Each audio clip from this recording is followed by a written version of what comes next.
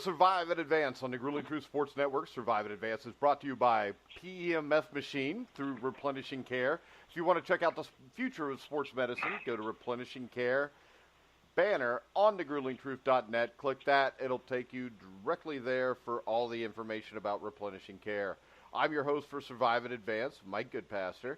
And first up, I want to welcome in my co-host, a man who needs no introduction, all over his own household, Steve Risley. How you doing, Steve? Doing great. You sound doing down, great, Steve. I mean, have you not played golf in a while?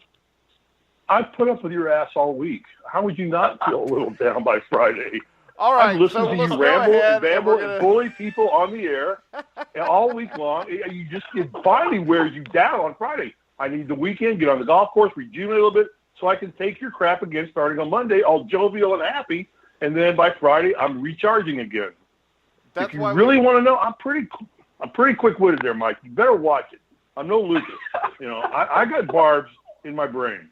I didn't use a barb. I think you are a household name in your own household. You tried to barb on me. Tried to barb me a little bit there. I didn't try to barb on you. I would never. It was a cheap shot. It was a not cheap shot. Lukas Weese from Canada. Our little buddy who's a Canuck. How you doing, Lucas? Oh, Mike, I'm doing well. I'm always happy because I'm in Canada.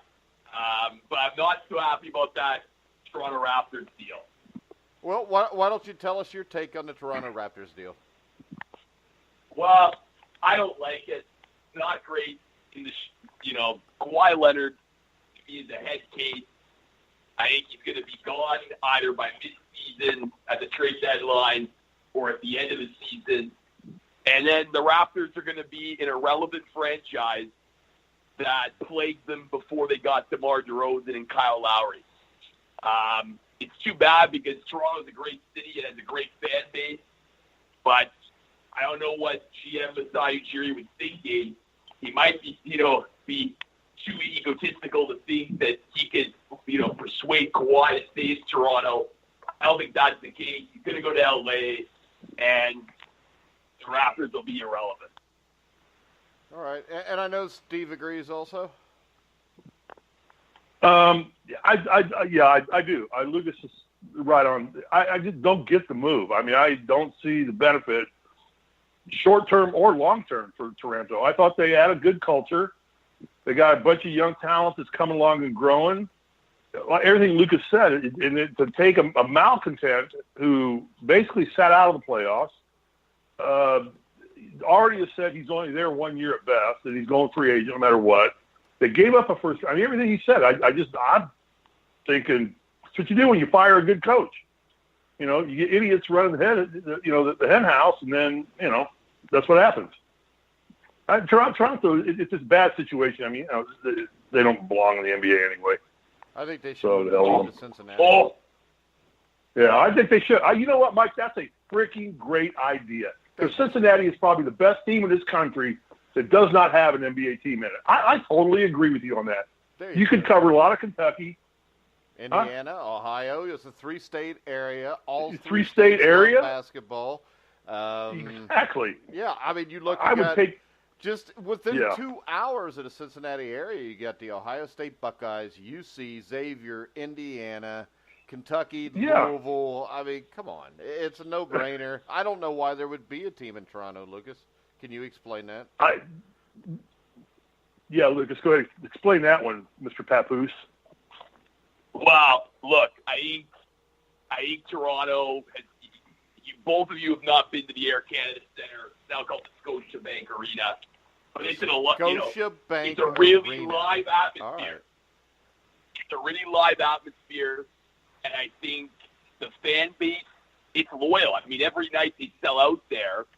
I think that there's other teams in the NBA that should have an NBA team. I mean, Sacramento, come on. I mean, Sacramento should move to Cincinnati. I think the NBA is trying to grow the league in North America. Toronto's a great sports market. A lot of fans, every night it's a sellout crowd at the Air Canada Centre. So, yeah, but was it a sellout crowd 6 or 7 years ago? No, but I would argue that they put the pieces. we just, made the pact that they're going to be irrelevant soon. So if they're going to be irrelevant soon, those crowds are not going to be there anymore.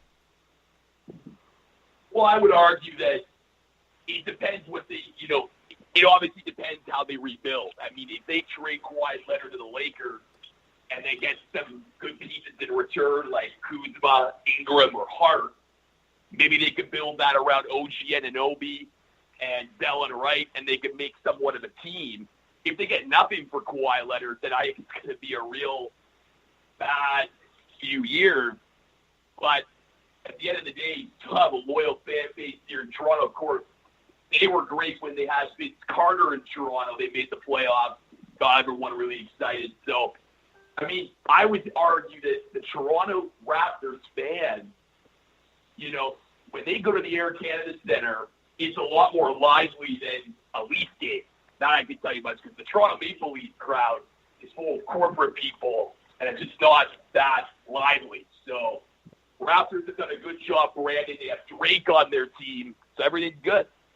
All right, so I think, Steve, we've discovered that Cincinnati definitely needs the Toronto Raptors, because that was not a very good sell by Lucas. No, Lucas, obviously, while you were writing for one of your other websites that you write for, we had a discussion yesterday about loyalty in the NBA and professional sports, and between fans, between owners, and we brought up the Toronto Raptors. Exactly. Here's a player that spent his entire career in Toronto, supported the fan base there, loved the city, loved being a Raptor, and they boot him out. And, and they get the most unloyal player. They pick up the most unloyal player. And I'm going to tell you what, fans, that's why sports hurting, because the players aren't loyal, the teams aren't loyal. And, I tell you right now, I am not as loyal a NASCAR fan as I used to be because of the bull crap that's going on in that sport. You couldn't give me tickets to go watch a race live anymore. I just screw it. I'll watch it on TV. I DVR the last 20 laps. People keep pulling crap like that. And we had this discussion yesterday, Lucas, if you listen to us instead of working for Sip of Sports or Sports Zumba or wherever else you're writing for. Well, I was listening to so you. you would have learned something as opposed to writing. Don't rip him. He's one of our listeners. Don't rip me. I was listening to you. That's okay. completely out of left field. Don't bring the word loyalty up to us when it comes to professional sports. There is none. It's a business. Well, and I agree with that. Besides, okay, enough said. And I'll tell you this: if I don't want to hear it. If the Toronto Raptors start rebuilding, like they're unbuilding right now, it's going to be a disaster. Just as the unbuilding they're doing right now is. They take the best team in the East and they just dismantle it to get some malcontents. And he's not the best player in the East. I would build a team around Kyrie Irving before I'd even touch this guy.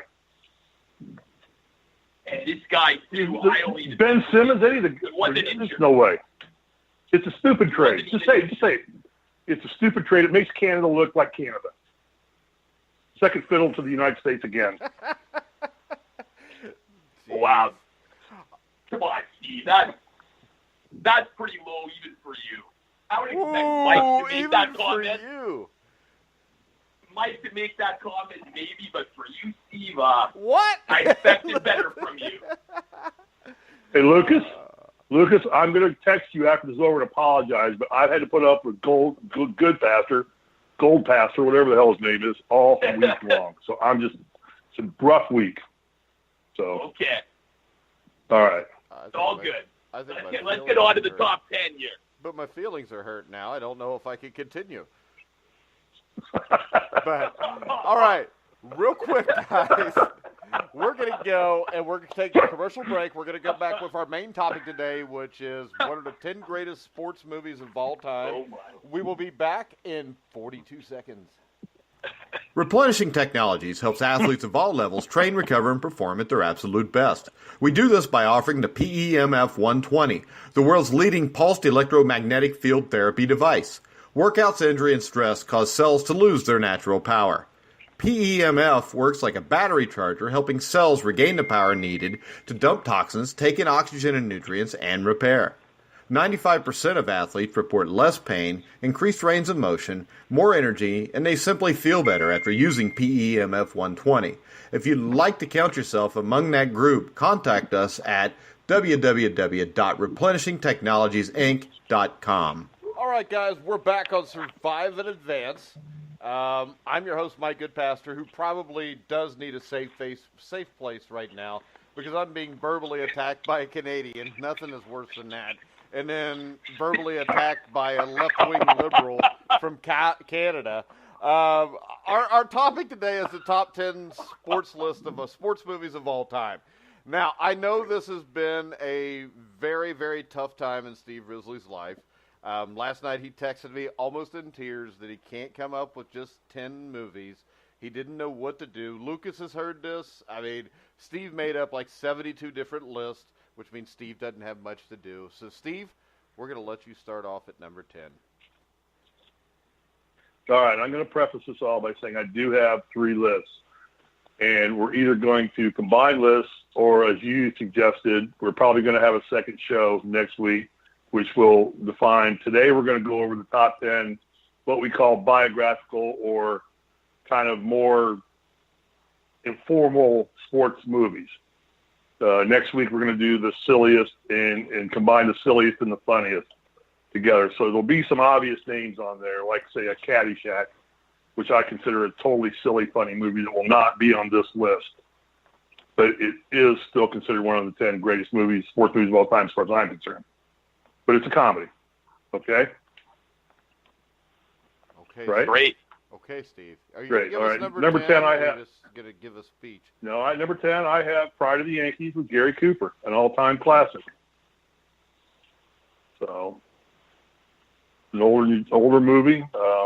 Just the story of Lou Gehrig's life, where he started from, how he came, fairly informative, not necessarily real artistic, but, just a fun movie to watch, and it was kind of biographical regarding Lou Gehrig's life and how he came to be Lou Gehrig. All right, Lucas, what's your number 10? So my number 10 is a little bit more modern, Glory Road. I really liked the movie because I didn't really know much before watching of the background of that 1966 UTEP national champion team. It had some great performances by John Voight, as well as others. And it was just a good basketball movie. It was just a feel-good basketball movie that really sheds some light on how, black athletes could be integrated, and play for a team, and very important issues like racism and discrimination that plagued that era. So it was a great movie. I really enjoyed it. My number 10. All right, my number 10 is 8 Men Out, 1988 sports drama based on Elliot Asinoff's book in 1963, 8 Men Out. It's the story of the Black Sox scandal in the 1919 World Series.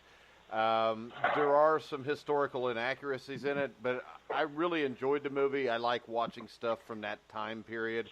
I just thought it was a good movie. I know a lot of it was a little bit made up, as a lot of these movies tend to be, but I didn't think it was too over the top with that. And I think it's just a great story of the 1919 World Series, of what happened when you had some White Sox like Ed Cicotti, who did do what they accused him of doing in that movie. But I thought it was a really good movie. I'm going to go with that at number 10. I think my 10's better than both of yours, so I'm up 1-0. Number 9, Lucas. Number 9 for me is Miracle.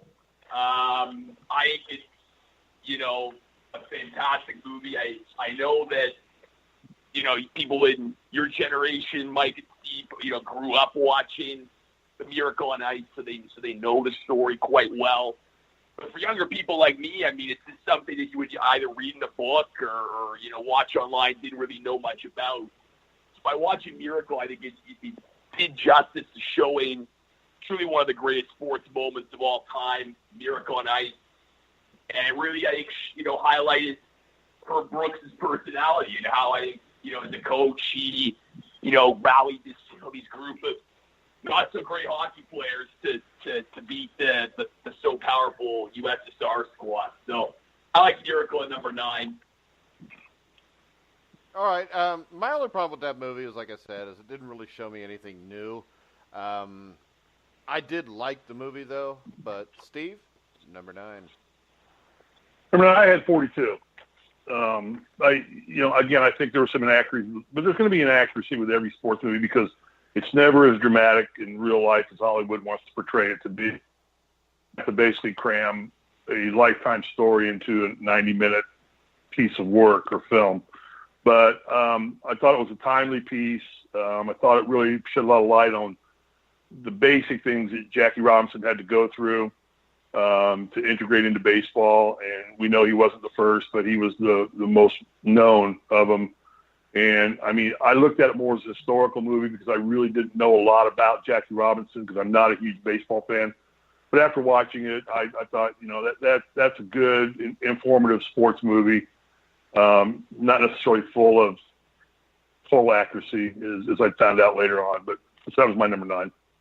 All right. I like the movie, too. It's not in this list, but as you said, there was like 20, 25 movies I found that I could have put on this list. And at some point, you got to draw a line there. Lucas. Yeah, I mean, I felt the same about 8 Men Out. I mean, I loved 8 Men Out. For the same reason, very historical, and we know it's not totally accurate. But again, it didn't make my top 10 list, but it was a very good sports movie. I mean, it's funny when you start doing lists like this, you don't realize how many good sports movies out there that are better than the ones that you're going to say are the most popular. So, all right, Lucas, number 9. I already said my number 9. I think it's you, Mike. We haven't heard your number 9 you're yet. so damn forgettable that sometimes I just forget. My number 9 is a movie a lot of people probably wouldn't remember, but North Dallas 40, 1979. Oh, great movie. Mac Davis and them. It's basically the story Nick of Nolte. the Dallas Cowboys. Yeah. And I think it was the first real portrayal we saw on film of what it was like to be an NFL player. The way they're disposable, the way if they're hurt, they don't even matter to their teams, really. And the moment that really stuck to me was when they show him the day after the game trying to get out of bed. And I think it was a movie that I think at the end was kind of dark because of the way they kind of kicked his ass to the curb. But my number 9 is North Dallas 40. Steve, 8? That's a great. John Matuszek was in that movie. Bo Swenson with a big lineman. Remember them? Yeah. And oh my God, Dabney Coleman was the owner of the team. Yeah. Or the guy, my best friend growing up, when that movie came out, he actually tried to nickname me Poot, and he always called me Poot. That's Poot. That's Poot. P-O-O-T. Right? That's what. Poop. No, yeah. I did that. Because that's what this is something because Lucas and I were. Lucas texted me a while ago and he said, "You know what? Steve's picks are so bad we ought to just nickname him Poop." And now you're talking about being nicknamed Poop. There you go. It was funny, but no, that's one that wasn't on my list either. I'd forgotten about, but it was a gritty movie and it was a good movie, and it did kind of shed light on how professional sports really was a business and not this romantic game that we all want to play as adults and get paid for. Good call, Mike. All right. Number 8, Steve. Thank you, Steve. Number 8. Great call. Number 8, I know you're all going to laugh at me. I have Seabiscuit. I just think it's. I think horses are athletes. How about this? Have you ever seen Far Lap? No, I've not seen Far Lap. Far Lap's really good. I haven't seen Seabiscuit, but I saw Far Lap, and Far Lap would be in my top 20 or 25. You got to watch it. It's a mid-'80s movie, really good. But go ahead. Yeah. No, I just thought Seabiscuit, the story, and it was fictionalized too, because I read the book after I saw the movie, and the movie really stretched things a lot and made it more dramatic. The big culmination of the match race against War Eagle, and but the build up to it, the story of the owner, of the jockey, and of the horse itself, and the whole thing comes down to the jockey he was riding. Seabiscuit was the first jockey who was hurt. Says, hey, he drops back to help him because the horse was lagging after coming back from injury, and he says, have a nice ride, and boom, the horse just takes off and goes. It's one of those, like, you start almost crying a little bit because it's like he's going to kill him, because it's just what sports movies are about. It's about overcoming things and doing it. So I watch Seabiscuit every time it comes on. I think it's a great movie, and I do consider horses athletes. I think they're great athletes. It's what they do. No human can do what they do. So that was my number 8. What you're claiming is this. You're claiming that humans can't run. Not like a horse. No, because horses have 4 legs. Mm-hmm. Humans only have 2. I don't think there's a human that can sprint for a mile and a quarter. Well, I'll tell you what. So. I don't think that there's a horse around that could just pick something up. Lucas, what's your number 8? Yeah, I thought Seabiscuit too. It's a great movie, Steve. Hey, horses can't even put their own shoes on, Steve. Go ahead, Lucas. So my number 8, I mean, you guys may laugh at me, but I really liked it. It's Remember the Titans. I know it's Walt Disney. Fake. And it's, sensational and, over dramatic. It doesn't really get the historical accuracy right, but it's still a great football movie. It was the first football movie that I ever saw growing up. Denzel Washington, great performance by him. And, sports movies, a lot of them are meant, you leave watching and you're meant to feel good. And to me, Remember the Titans does that for me. So I like Remember the Titans at number 8. You know what I think made that the best movie? What that movie great was the music. It had great music in it. Oh, for sure. The music, the soundtrack of that movie was probably one of the best sports soundtracks of all time. And don't knock Disney movies because Glory Road was a Disney picture too. Yeah, true. Glory Road. So I got 3. I got 3 Disney movies. Yeah, and they're all and fake. My son's working. My son's working for Disney Productions right now, so don't knock Disney. I mean, they do it right. They got all the money in the world. They're good. Yeah. And they make them right. And it was a good movie. It was a fun movie to watch. I don't think it was very historically accurate. I hear Michael pick it apart, which, he's knowledgeable about. He should. But it was a fun movie to watch, but definitely the soundtrack. Without that soundtrack, that movie would not been nearly as good as it was. I agree. Yeah, plus without all the made-up racism and stuff, it wouldn't have been as good. Plus without the made-up daughter, it would have been just as good. Right. But No. Other than that, yeah. No. I know you're going to take some historical inaccuracies to make the movie better, but when you have to make up the entire storyline pretty much, I got a problem with it. I mean, that's a team that outscored their opponents like 300-8 that year and won the championship game 40-0. They were integrated 6 years before. Most of the stuff in the movie that happened, or that they claim happened, didn't happen. The daughter that was supposed to live with the coach didn't even live with the coach because the coach was divorced from his wife. She didn't die, and the little girl had custody there. And I hate to tell you this, but he wasn't in the Virginia Sports Hall of Fame because there wasn't one. All right, my number 8 is The Fighter, which is one of the most historically accurate movies I have seen. I just thought it was a hell of a movie about Mickey Ward. I did have problems because they cut it off before the Ward Gotti thing, which Steve was supposed to watch Ward and Gotti, but he probably hasn't yet. This is about Mickey Ward, who's played by Mark Wahlberg, and he's an older half-brother, Dickie Eklund, and it's really true. I mean, there's a 1995 documentary that features the Eklund-Ward family titled High on Crack Street, Lost Lives in Lowell. And this tells you exactly what Mickey Ward went through. And Mickey Ward is a great guy, was managed by his mother. And I think if you ever want to find out about Mickey Ward, Arturo Gotti, you watch this movie and then you go read Intimate Warfare by John Raspani and Dennis Taylor. You'll have the full crux of it. But I thought this was a really gritty movie. It showed what he went through. It showed what his brother went through. And I thought it was very well acted. Number 7, Lucas. My number 7 is Field of Dreams. Kevin Costner, Ray Liotta, Shoeless Joe Jackson. Look, it's a movie, obviously, that suspends reality. We all know that. But I think it's one of those beautiful movies that show how much baseball means to America. Never forget James Earl Jones, the voice of Darth Vader, famous soliloquy about the meaning of baseball to America.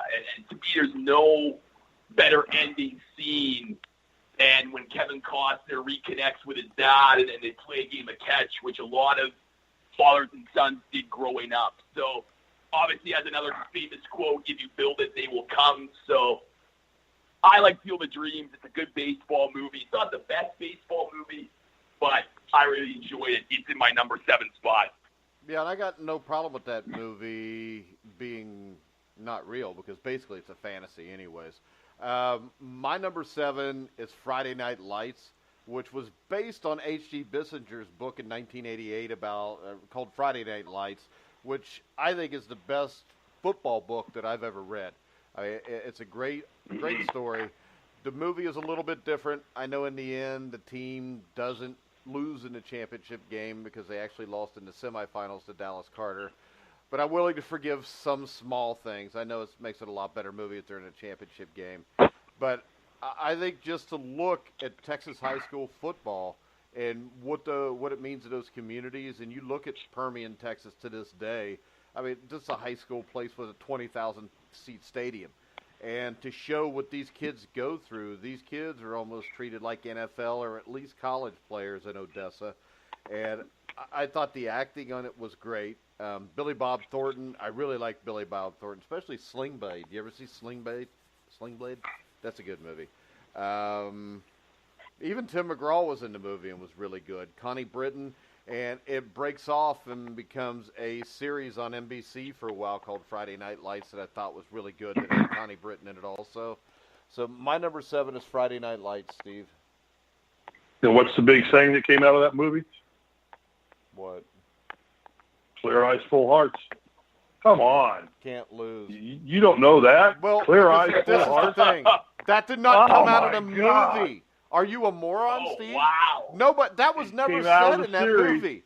It was never said in that movie. It came out of the series. We weren't talking about the series. We're rating the movies. All right. When you tell what's the anybody, saying where did you hear Clear Eyes, Full Hearts from? They're going to go Steve Friday Night Risley Lights. on The Grueling Truth. Mm-hmm. I wish I was that popular. Yeah. Well, I wish you were too, Steve. What's your number 7? Bull Durham. My number 7 was Bull Durham. I thought it was just a great combination of a romantic movie, a lifestyle movie, a growing up movie, a coming of age movie. I thought it portrayed minor league baseball and probably the things that those kids go through playing at that level, and the love and adulation small towns have for their local teams, their minor league teams, and you know, just how everybody's so intertwined and connected. I just thought Bull Durham is always a fun movie to watch.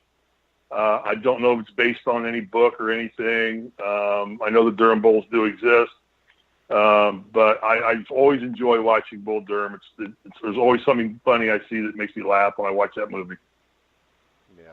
I think it is one of the most overrated movies and boring movies ever. But you have every right to like what you like. I do. I didn't see it. There were some funny moments in it, but I didn't like it that much. But you have a right to like whatever you want to like, Steve.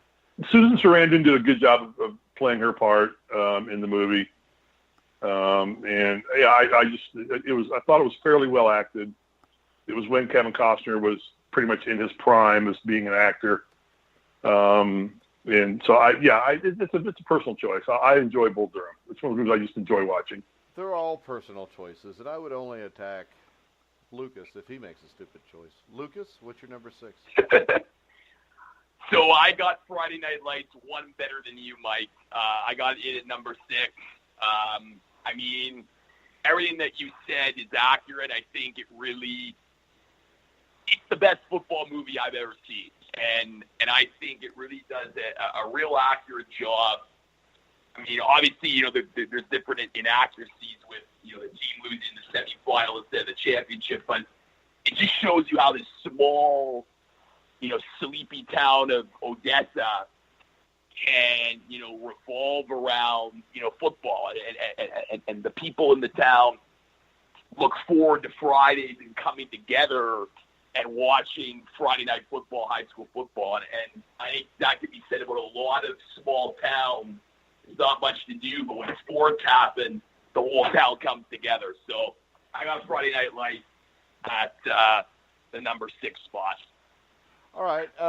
My number 6 is Raging Bull, which as a movie, I think is all right. I mean, I liked it, but I didn't love it.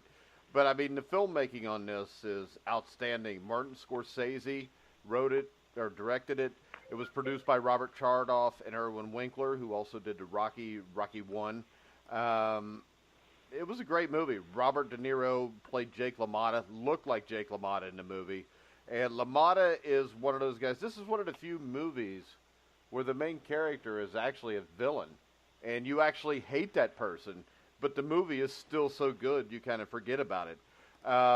When I look at it, the acting in it was outstanding. You had Joe Pesci as Joey, LaMotta's well-intentioned brother and manager, Kathy Moriarty as his wife. The film also had supporting roles for Nicholas Colasanto, who was really good. He was coach in Cheers, basically. But yeah, Raging Bull, I think cinematically is maybe the best sports movie there's ever been, Steve. I agree. I didn't have it on my list because I didn't really like the story because he was such a bad guy, and I kind of want my sports heroes to be heroes, not villains. I agree with Seth entirely. The sad thing is, go ahead. I'm sorry. He was 10 times worse in real life than what they portrayed him in. Yeah, you had told me that. Yeah, because we discussed that. You had told me that, and I mean, but I thought didn't Moriarty even get nominated for an Oscar for her part in the movie, or did she win one? I don't know. I can't remember, but. Well, I thought Moriarty was fabulous in that movie. De Niro won Best Actor. They won Best Editing. Did he?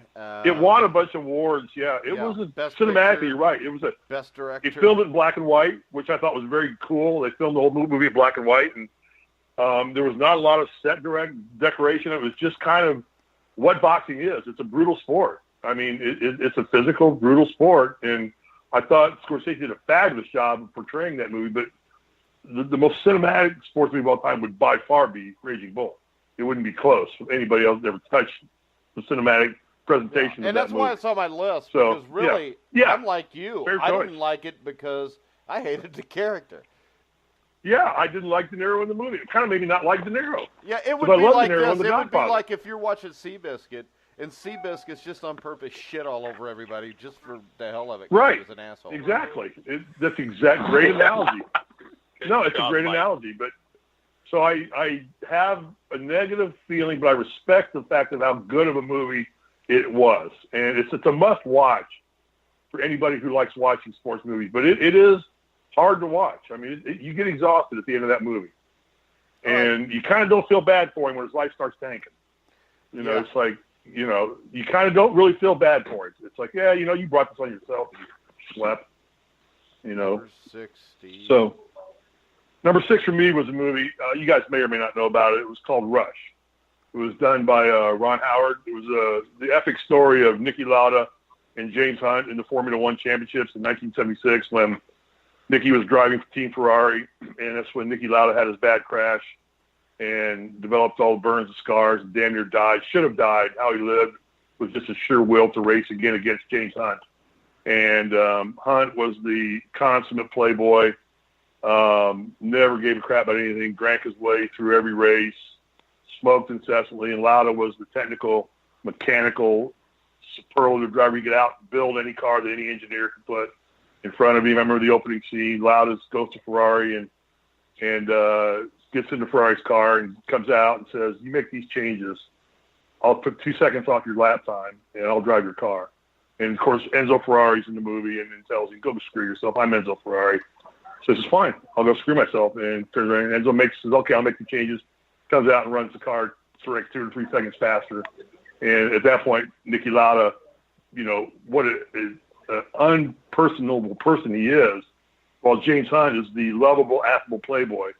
And it ended up, Lauda actually came back after his burns to finish up the race, and it came down to the last race in Japan to win the F1 championship. And, Hunt was just kind of washed up in 76, and McLaren was a fledgling team and took him on. And Hunt ends up winning. Lauda pulls out of the race. It's raining very badly, and he just said, it's not safe enough to drive, and he gives up the world championship when he has a superior car. And, Hunt ends up winning. And it's a great story. I mean, if you understand Formula One racing, the way they built the characters. Steve, and I knew you were going to pick either Okay. this or Senna. I knew you were going to pick one of the two because they're both good movies. But I thought Rush was better acted. Senna was not as well acted. it was an ESPN production or something. It was a lesser quality production. So when Ron Howard gets involved in something, it's done right. And I thought it was a good movie. It's probably actually on my personal list would be higher, but I didn't want to get lambasted by you guys who hate tennis, golf, and auto racing. So really? I put it at number tennis. 6. I used to play golf, and I don't like auto All right, racing. that's my number 6 movie. I drive a cart at a store. All right, number there you go. 5, Mr. Weese. So I got Bull Durham at number 5. Steve, I agree with you. I think it's a fantastic baseball movie. I really enjoyed it. I really enjoyed Kevin Costner's performance, and I think again it's just a true testament to what baseball means to America. It's America's pastime, and to me it really does a great job of celebrating that fact. And it's one of my favorite baseball movies, so I got it at number 5. I mean, there are so many storylines there. Like Costner's suffrage as Crash Davis, his suffrage of being the smartest player in the game possibly, but having no talent really, other than he could belt dingers in the minor leagues. And, never made it to any season meet. The Tim Robbins character come up with no brains at all, but an incredible arm, and just watches this guy waltz right into the majors. And then the minute he's put him, Davis has put him into the majors, it's like, sorry, we don't need you anymore. We're dumping you. So there was so many good storylines in that movie that just had a lot of good subplots in it that made it fun to watch. And I know, again, so I agree with you, Lucas. Good call.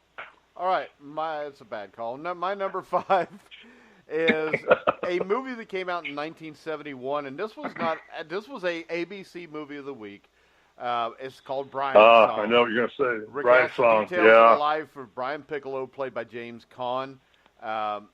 Billy D. Williams played Gale Sayers. I think this is kind of like movie. Old Yeller. If you don't cry at Old Yeller and Brian's Song, you're just not a person. Or you're in Canada. I remember going to school the next day after that movie. But the thing is this, with Piccolo and Sayers, the thing about them was they were both like completely different, including, of course, racial backgrounds. They became the first NFL players to room together that were different color. And the thing about it is this movie was a made-for-TV movie that... Yeah, movie of the week. After it was the movie of the week, actually Columbia Pictures came out and did a major premiere and ran it into... regular theaters after that. It was such a big deal. Right. Better than screenwriter William Blinn, I know, wrote with it.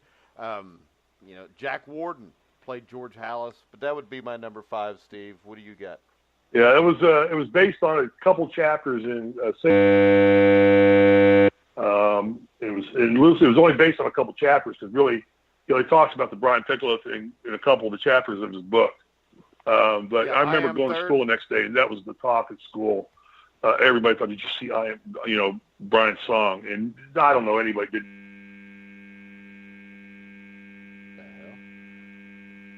Gives and talks and the way Piccolo handles things. I don't know how accurate it was.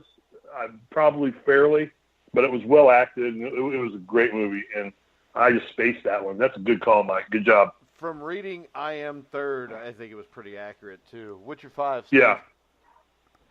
My number 5 was Friday Night Lights. I thought it was a gritty movie, good, hard movie. I know it wasn't factual to a degree, but I think it's still, like we both said, it portrayed how much high school football means to communities and the depth of involvement people will go to make sure their programs win, and the money they'll spend to make sure their programs win. And so I had it at number 5. I enjoyed the movie. Best part of it to me was Connie Britton in her prime. I thought that was probably the best she ever looked or acted in the movie. So that made it even better to watch that, but it was a great movie. All right. We are now at number 4, Lucas. Number 4, I got Rocky 1. I really enjoyed it. Sylvester Stallone. It's a classic sports movie, in my opinion. The rest of the Rockies, I completely dislike. They over-commercialized Rocky, but the original Rocky 1, there's just so many unique moments in that movie, especially between, Adrian and Rocky. famous, of course, soundtrack, Gonna Fly Now, and Rocky running up the steps in Philadelphia, which are now called the Rocky Steps, right in front of the Philadelphia Museum of Art. It's one of the best boxing movies, in my opinion, and it won Best Picture at the Academy Awards. It's, I think, one of two sports movies to win Best Picture. So Raging Bull won I think Chariots of Fire won it too, didn't they? No, Raging Bull did not. Yeah, Chariots of Fire did, yeah. Chariots of Fire was the other one. So Rocky is in my top four at number 4. Raging Bull won Best Picture in 1980. I think it was Ordinary People, Mike, but I could be wrong. I have been wrong before, but I think it was Ordinary People. Okay. Yeah, I don't think Raging Bull won Best Picture. It was It won all the other awards. It was nominated, but I think he's maybe right on this one with Ordinary People. But I know it won pretty much everything else. Hold on, we'll find out. Look it up real quick. I am. Yeah. Actually, it says all right, here, move on. Kramer versus Kramer. No, and not there you 1980. Yeah, 1980. Academy Awards, Best Picture, 1980, Kramer versus Kramer. Well, you know, hey, Mike, in Canada, they have their own Academy Awards up there, so he may be talking. They're a year behind us on everything, so it probably was That's the 80 true. award winner in Canada. All right. Well, But it wasn't Raging Bull. Well, actually, I pulled up two things, and one says Ordinary People, and the other one says the other one. All right, what do I got? Oh, I'm at number 4. I'm going to go $1 Million Baby. I think it was well acted. Another great one. Clint Eastwood, then Hilary Swank, Morgan Freeman. The thing that I really liked about this movie is it didn't end like a normal sports movie if you saw it. Yeah. I mean, it's So depressing. yeah, it's so depressing, but that depressing made it more real to me. Yeah, and the bad guy in this or the bad girl that, you know, ended up ending it for her, I mean, she was actually a real fighter. She was actually really mean to begin with. And when I look at this, it was Lucia Riker, I think, that played Billy, the one that knocked her out. Lucia Riker is one of the greatest female boxers of all time. But I think Hilary Swank actually looked like a boxer in this. Clint Eastwood, as we know, I mean, gruff, well-meaning, elderly boxing trainer. He does this in a lot of movies, so he's got it down pretty good. But I think $1 Million Baby, that's my number 4, Steve. Great call. Yeah, that's another one I just overlooked. That was a great movie to watch all the way through, and I hate the way it ended, but I love the fact that it was a probably more realistic ending to the movie than her all of a sudden crawling out of bed and walking and going and fighting again miraculously. So great call. Where we at? Number 4 or 3? Number 4. Number 4. Number 4. My number 4, okay, I'm going to cheese, and I'm going to get it out of the way. I'm going to say Hoosiers. I'm not a big fan of Hoosiers, mostly because I lived in Indiana. And, I don't think it was a great depiction of high school basketball in Indiana at that time. I think there were too many subplots in the movie. And, but it's a local movie. It's in there. It's often considered one of the best sports movies ever made. I don't agree entirely. But I think from the popular perspective of what people think of Indiana basketball, high school basketball, it probably is a good representation because they make everybody look like a bunch of hicks that grow up in Hickory, Indiana. And but you can't ignore it. It's the beast that's playing out there. And so I put it at number 4. So what is it that you don't like about the movie? I mean, what specifically do you think is different in the movie that was maybe different in 1952? I don't think there was that much animosity between teams, and I don't think that Hackman's portrayal of the coach was very realistic. I don't think there'd be that much animosity toward the coach. I think Jimmy Rail is loosely based on, or Jimmy Chitwood is loosely based on Bobby Plump, and they tried to recreate that story in a fictitious way. I don't know. I mean, like I said, I'm a purist because I grew up in high school basketball in Indiana, so I'm probably unique in that thought process. Most people love it, see that movie, love it. So I'm just not it's okay. I watch it when it's on. How about I mean, this, Steve? You grew up. I mean, you got a guy like Dustin. What was Dennis Hopper's role in that movie? I mean, really. I mean, that was stupid. I don't think. And the thing is, this it was stupid. Yeah. When I watched that, it's my number 3. That's why we go ahead and talk about it now, because Yeah. I thought it was a great movie. And I think this, though, I didn't like Dennis Hopper. I don't know what the drunk had to do with it. I don't know what Exactly. Yeah. angry Navy sailor coach, because I wrote an article about this, and Yeah. the actual story of 1954 Milan is better than what they gave us here. I mean, Sure. because Yeah, what I'm you sure it was, have yeah. is, I don't think the only thing they based off 1954 Milan was the small school winning it all, and then the final sequence where, Jimmy Chitwood, which is Bobby Plump, that's the only comparison. Right. Bobby Plump, Ray Kraft, there was like a handful, 4 or 5 of those guys that grew up from the time they were in first grade playing together, dreaming of winning a state championship. The coach for Milan was actually a guy that was 24 years old. It was his first coaching job. He'd taken over for a coach that acted. His name was, I think, like Norm Grimstad. They called him Snort. And this guy was, nowadays they call him Snort because he was snorting coke. But back then they called him Snort just because I think he was kind of an asshole.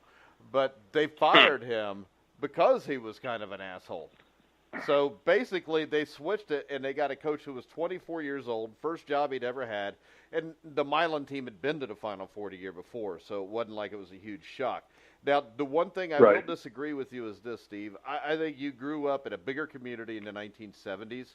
I grew up in the 70s, and my school in 1978 became South Dearborn, which took all the small schools and put them together to consolidate into one school. But I can tell you this, I remember going to games in 1975, 76, 77 in a gym where maybe Aurora's playing Lawrenceburg, and the gym seats 1,500, and there's 1,500 people in there, and the games did look like that. Because these were small communities. Well, no. Everything, it's just like when we talk about Milan.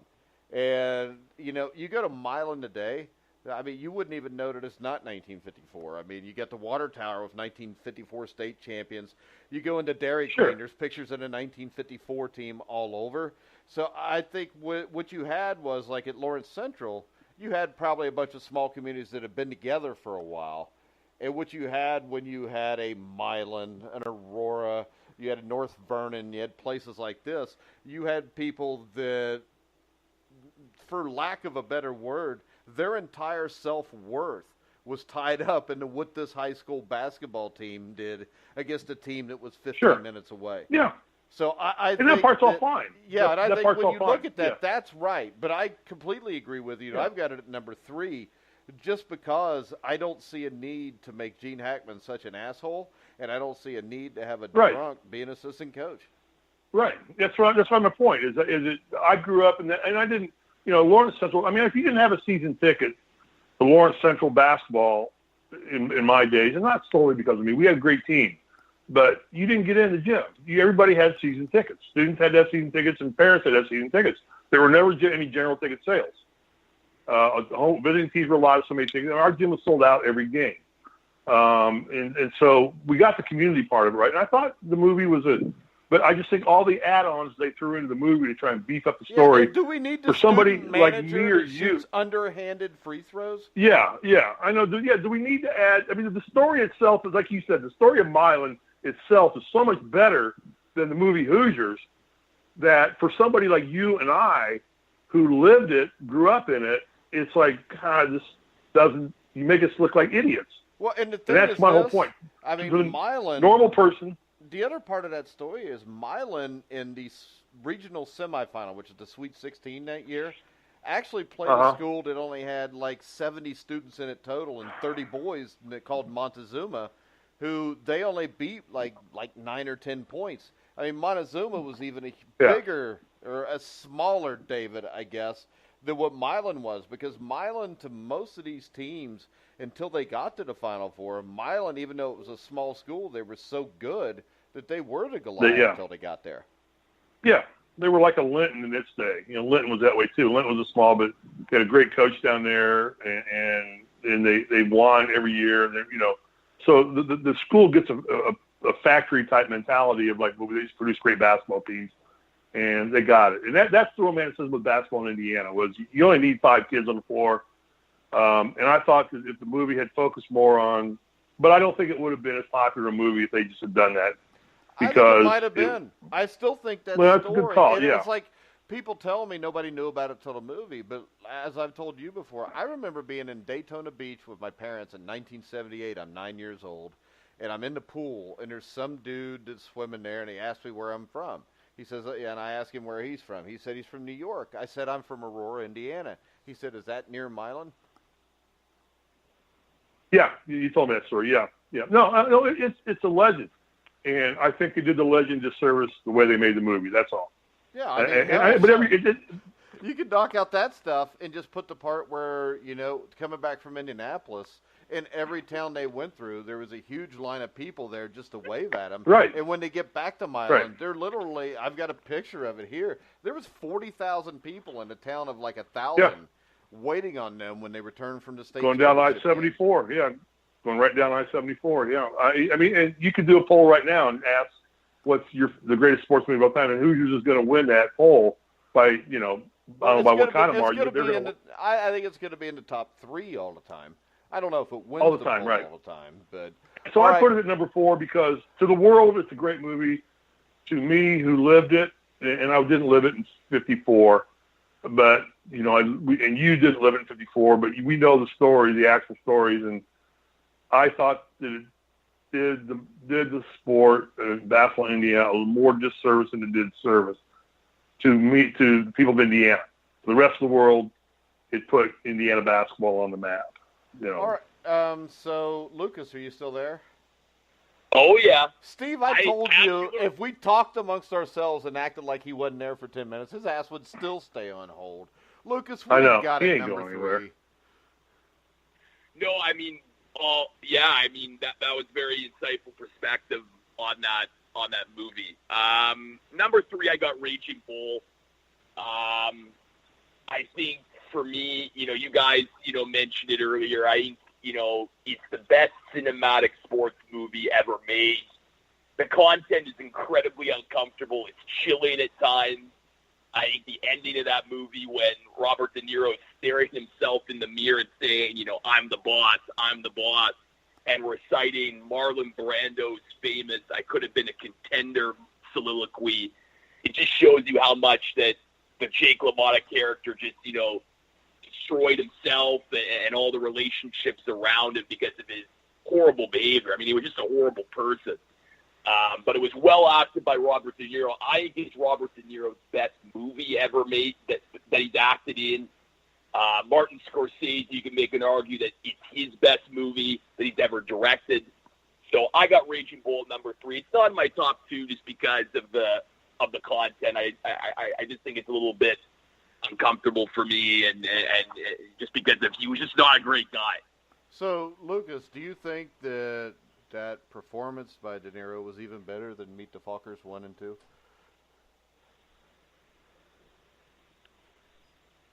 I mean, I do.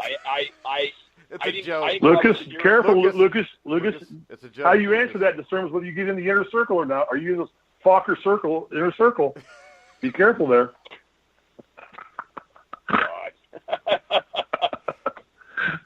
All right, Steve. Good one, Mike. Are you in a circle of friends? Are you in the Fokker circle of friends? I don't know, because the thing that worries me here is he took that question seriously. Steve, number 3. What was your number 4? I already gave you my number 3 and my number 4. 4 was $1 Million Baby. 3 was Hoosiers. Oh, 3 was okay. My number 3 is a movie. I'm going to get panned on this one, I know, but I loved the movie. I thought how I perceived how things went on. And it's a movie called Draft Day with Kevin Costner and Jennifer Garner. Yeah, I don't have it in my top 10, but I love that movie, and I think you're right. Yeah, I just loved it. My wife and I just watched it on a whim. And we both would say it's in our top 3 of fun sports movies to watch. Just the interaction, the thought between Dennis Leary and Costner, and the way it turns out, how, the drama of trading everything away and getting everything back. And, it just was a well done, start to finish, good sports movie. I think it kind of gave you some perspective as to the wheeling and dealing, why they need 15 minutes. You say, why do you need 15 minutes to pick? I mean, you know who's out there. If you haven't made your decision by now, it should be 2 minutes, make the pick. And you see in 15 minutes what can happen to a franchise. And, I'm sure it's cinematographically dramatic, but I think a lot of that horse trading goes on. It does. I thought it was what made it good. Yeah, I just think that when my wife and we watched it together, we didn't know much about the movie, and we just watched it, and we both rented it, and we sat there and said, damn, I enjoyed that movie. I loved every minute of that movie. I mean, Jennifer Garner's not hard to look at. Guy, Costner coming to grips with his dad. Good store subplots. It's my number 3. All right. I don't think it's a bad pick. I mean, it would be in my top 15, and actually, it would be one of the first movies I would probably watch that over a lot of these top 10, but right now. But no, I agree. Yeah, 10, I would go for sure. I would watch that over Hoosiers. I'd watch that over Hoosiers any day of the week. I mean, yeah, I would. But then again, I've seen Hoosiers like 50 times. But yeah, me too. But I still would put Draft Day on before I put Hoosiers on. All right, number 2, Steve. Number 2 for me, I'm gonna make you cry. It's a very personal movie to me because I never saw my father again after I was 8 years old. I never got to have a catch with my dad. He and my mom got divorced, and he got out of our lives until after we won the national championship. And then he called me one day and wanted to be my dad again. Get out of here. It don't happen. So it's Field of Dreams. It's personal. Just because I never got to do that. I never got to have that last catch with my dad or have a catch with my dad. The one thing I told myself is I will make sure, as long as he wants to, I'll play catch with my son. And it's probably one of the biggest reasons I'm still married after 34 years. And that movie just meant the world to me.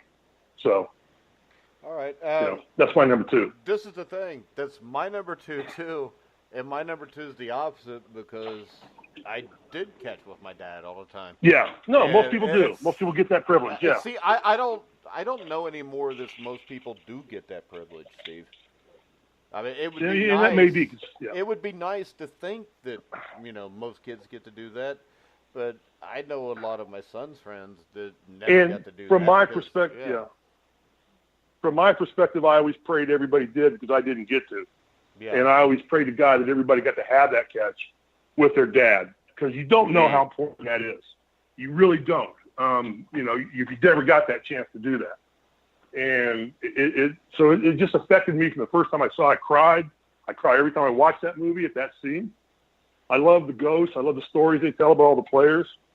I thought it was a little unfair to Ty Cobb, the way they kind of badmouthed him in the movie, just jokingly more than anything. But I thought the movie was great. The story of his conviction to stay with it, if you build it, they will come. And he didn't understand what it meant. It was all about his dad. If you do it, the great thing, that relationship will come back to you. And, I never got that. The other thing about the movie was this. It was well acted. Amy Madigan, Mm-hmm. James Earl Jones, Ray Liotta, Burt Lancaster. And that was Moonlight Grant, Terrence Mann. I mean, Amy Madigan was fabulous in the movie. I mean, she was a spit. That's probably her best acting job ever. And see, this is a movie. This is a movie. Tim Busfield was the brother. Yeah. I mean, the thing that really affected me overall about the movie, from the dad catching the ball to Moonlight Graham, and the reason I say that, if you remember, he got to the major league. He made the choice. Got the bat. All right. Never got the bat. He made the choice. I've got a cousin that played in like 1924. I've heard stories about. Played for the New York Giants. He actually got in the field for 2 separate innings, but he never got the bat. And it was kind of the same story that I was always told about him. Yeah. And actually, I got to meet him in like the mid to late 70s. Probably more than meet him. I probably saw him a lot, but I was young, so I didn't really remember. So that movie to me played in more than just one way. Lucas, number 2, and it better not be 8 Below. Well, let me just tell one last story about that movie. Then it is an important movie to me. I got to play in a tournament in New Albany called the Wolf Challenge. It was Fuzzy Zeller's tournament. He played at the Covered Bridge. And the 2 major celebrities that year were Costner and Bill Murray. Yeah. And I was an IU player, so I was a minor celebrity. I was a fill-in, go play with some of the people who just pay the minimum amount to get in, tell Bob Knight stories, which was great. It was an honor because I got to hang out. with celebrities, but on the putting range, I brought my son out, and I bought a poster of Field of Dreams. And we walked up to Kevin Costner and had him sign the poster. So I've got an autographed poster of Field of Dreams signed by Kevin Costner. And it signed it on my son's back. He told my son, turn around. And he signed it on his back. And, I mean, it's making me cry right now. So, you know. I know. That's why I was really trying to get off that movie because, I mean. Yeah. Yeah, well, it's a good cry. No, it's a good cry. It's a good cry. We'll all be crying. It's an emotional movie. Well, I'd imagine Lucas cries every day because he lives in Canada. Lucas, what's your number 2? Oh, God. Well, I'm a sucker for Hoosier. But I think after listening to you guys, I think, you know, I'll definitely, rethink it because, you guys lived through Indiana in that time.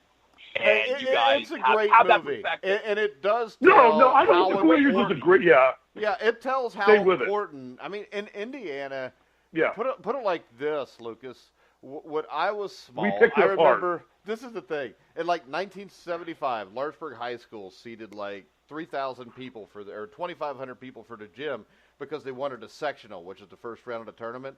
East Central then turns around in 1977 or 76 and builds a gym that seats like 3,500.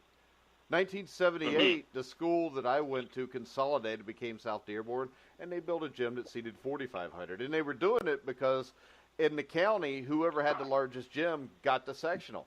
And I don't even know that there was 4,500 people in the community that I lived in. And don't listen. Every ticket was sold for every game in November and December. So, I mean, it's basically me and Steve picking it apart because of a few minute things. No, it's a great movie. And because it is. You know, we both, Mike living where he lives, as close to Milan as he is, and me, you know, my love of basketball, and Mike's too. I'm not saying that Mike didn't have it too, but we knew the inner story so well that we found all the flaws in the movie and kind of based the movie on that, where to you or to the rest of the world that saw that movie, it is genuinely a great sports movie. It's well acted. It's a great story. It's just not the story that the people of Indiana know. It wasn't like that. It's not a slam on the movie at all. So it's fine to pick Hoosiers number 2. Most people pick it number 1. And for me, I just think I'm, obviously coming into it as a basketball fan, and it's just entertainment, and that theme music is so iconic that I really enjoyed it. And I mean, it was a great movie, but I really appreciate both of your perspectives because you guys lived through it. It would be like if there was a movie about the Toronto Maple Leafs and they messed that up. I would pick it apart because, of course, Or if they took the Toronto Maple Leafs and turned it into a Slapshot movie, you'd be pissed. Exactly. You'd be pissed. Like it. Yeah. If they put the Hanson brothers on the Maple Leafs, you'd be pissed about it because you know the Maple Leafs. And I think this is what Mike and I were getting at. It's like for us that know that and that story so well, it's almost disrespectful to the Milan team, but to the rest of the world, it's a great movie.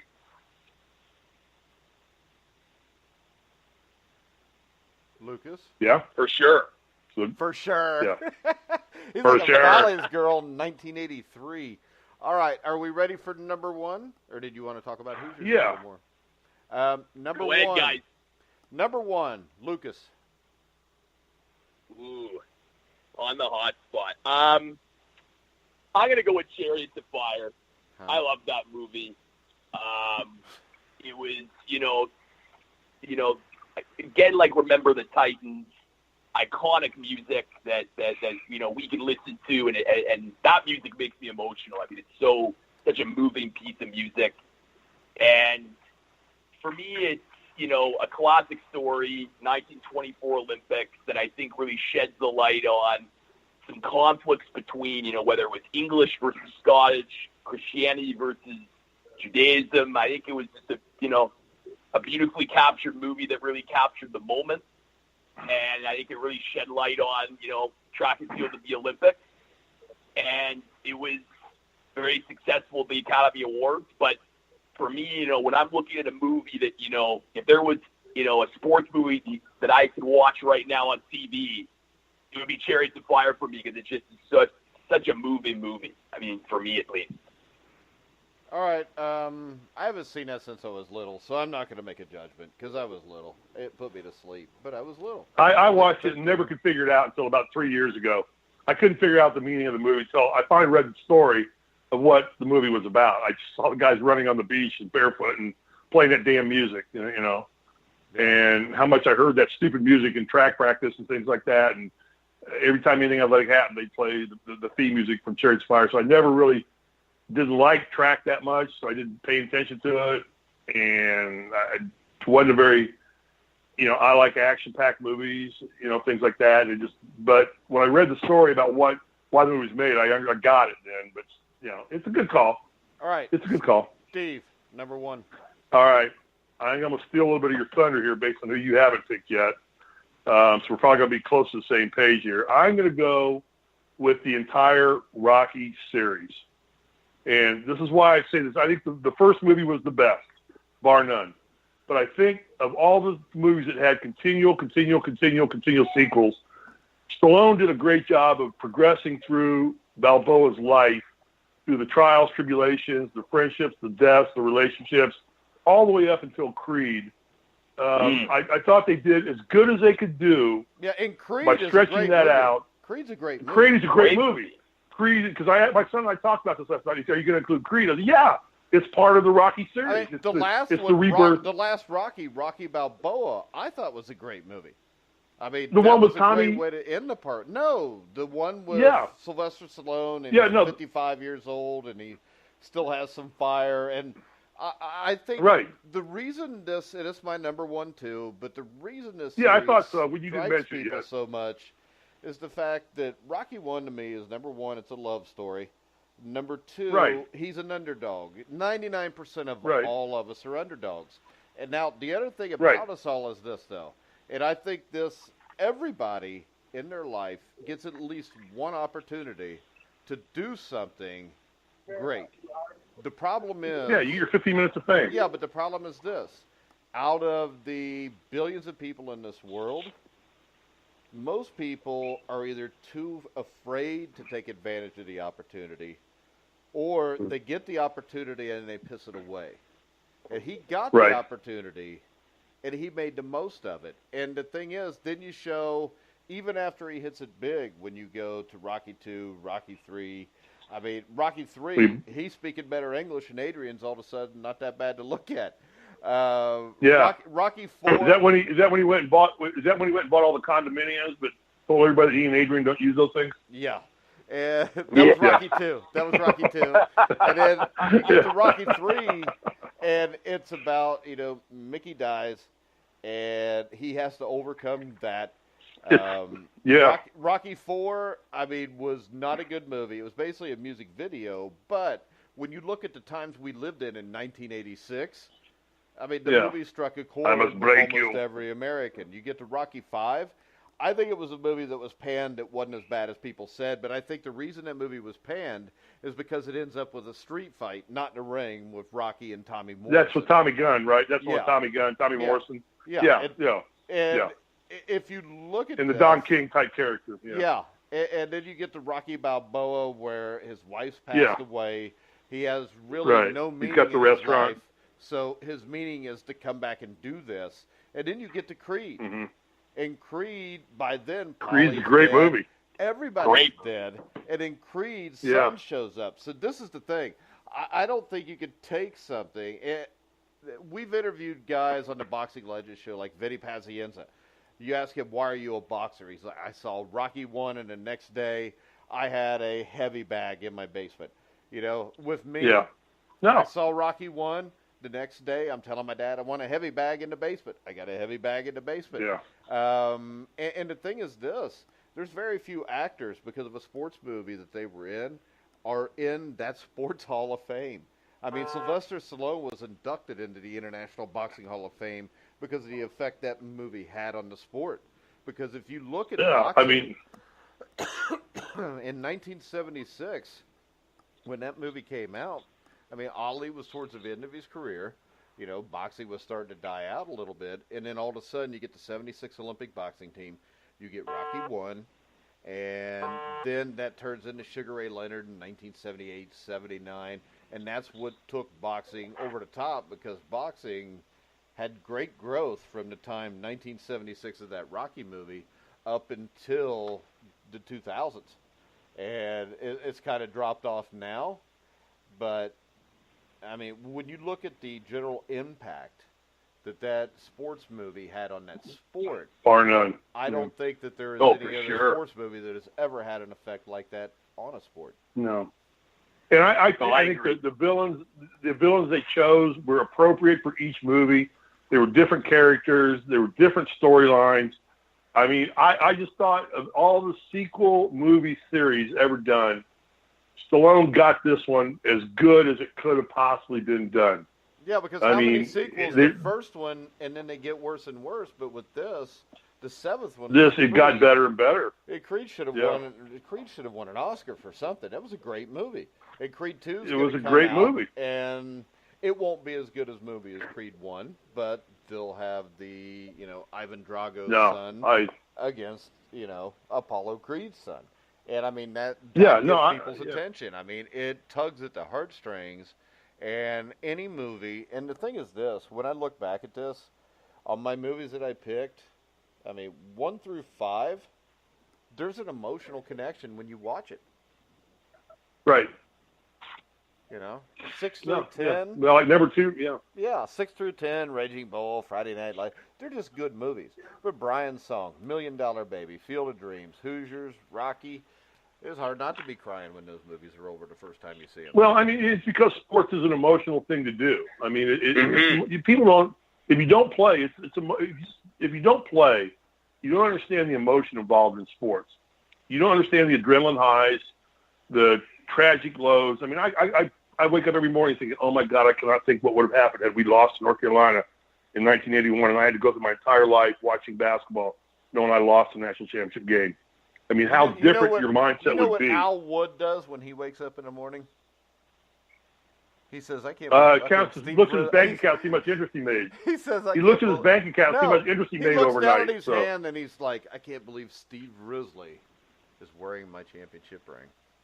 Yeah, but I mean, there's truth to that, though. I mean, I sell that when I speak to people. Like, I know it's true. It wasn't a joke. You have to grasp people that I cannot imagine getting to that game and hitting that spot in any sport. The Super Bowl, I mean, for Jim Kelly, for guys that went there 4 times, Fran Tarkenton, these guys that never won one. It's like how deflating, and how proud you are of your career, but how deflating you would be. So sports is so emotional that I think that's why the movies we picked in the top 5 are all very emotional movies to us. Because we live sports. We're when you look back at when you played or when you coached, the losses stick with you a lot longer than the wins do. They do.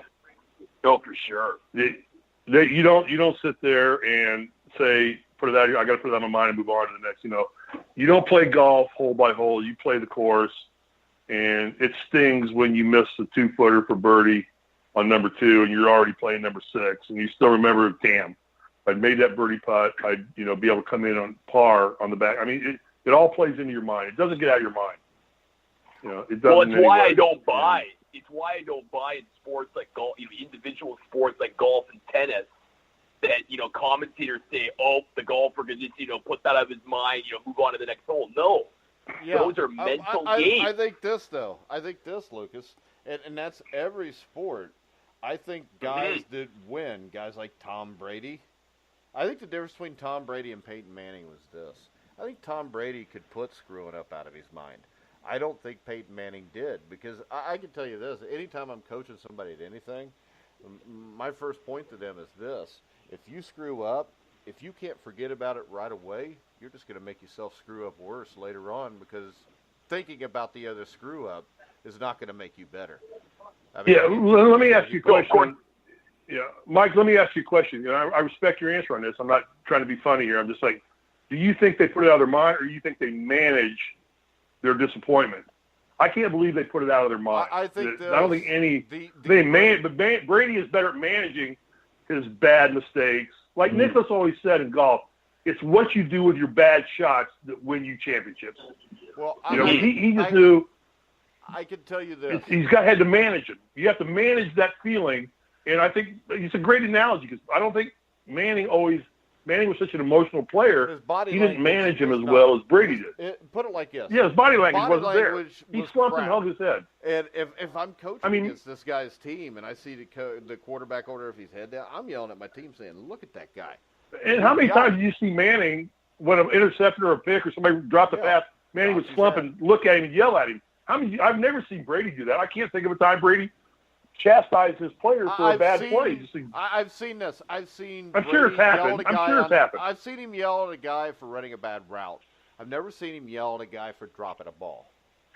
Yeah, right. But I've seen Manning do it. I think with a great player, I think they really do completely forget about it. Now, they're going to remember it when the game's over. Yeah, that's a good call. But I think this. Well, they manage literally, it. put it like this. If you're a closer, if you're Goose Gossage, you just gave up a home run in Game 6 of the World Series against the Dodgers, and now you got to pitch in Game 7 up a run, you can't think about what it. happened before. So that's what I think. I think when you got all-time great athletes, which there's very few of, those guys, I think they do forget it because those guys have so much belief in themselves that they know it's not going to happen again. I hate keep using golf analogies, but like Nicklaus again. Nicklaus was a genius at best at what he ever did. He said, the toughest distance to manage in golf is the 4 inches between your ears. Yeah, that's it. And that was his line. The 4 inches between your ears is the hardest yardage you'll ever face in golf. It's not your ability to do it. And Tiger says that, and that's what they claim on Tiger Woods. It's just that his mental capacity is so strong to not let bad crap affect him. And I think that's what makes Brady so great, is that he and Montana had that ability to not get affected by failure. Failure is part of every game, life, sport, and everything. So, and I think those two probably in football manage it better than anybody ever to play football. And that's why we always put those two in the top 2 or 3 or 4 when any list comes out about the greatest football players of all time. It's their mental capacity. All right, guys, we're going to go and wrap it up. But I'm glad we agree on Rocky. I do think the Rocky series was great. It was just every movie was a continuation, but a unique enough continuation that you wanted the series to continue. It wasn't like, I'm done with this.